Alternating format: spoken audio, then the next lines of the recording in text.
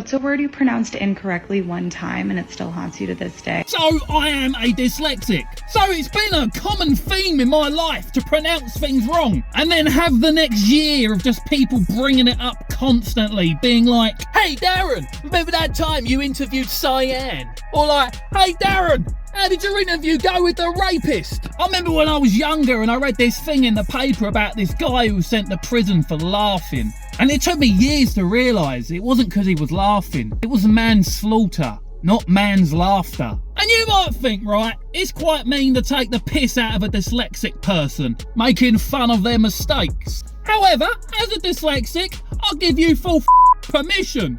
The past few years on social media, I've been scrutinised for every spelling and grammar error I make. And I'll tell you what, I've never been so cautious when I'm trying to write something. Every word I type, I triple check. I spent years using the excuse, I'm dyslexic, you have to forgive me. Only to discover, in my 30s, dyslexia doesn't mean you can't still learn. It just means you gotta work a bit harder on yourself.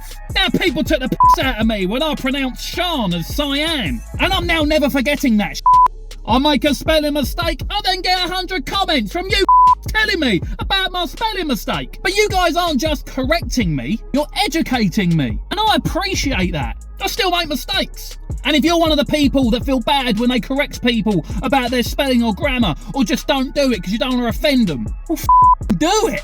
If we don't know we're making a mistake and nobody points it out to us, how do we get better? Just when you do it, don't be about it. Be polite.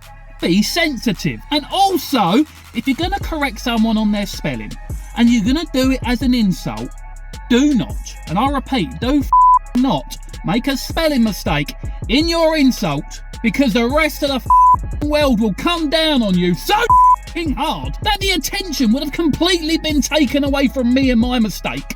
And the rest of the comments will just be replies to you calling you a moron. Now, I've gone a bit off track, but what I wanted to say is I appreciate it. Thank you for help educating me. And I know a lot of you spell it wrong. If you're ever wondering how to spell my catchphrase, it's Counter!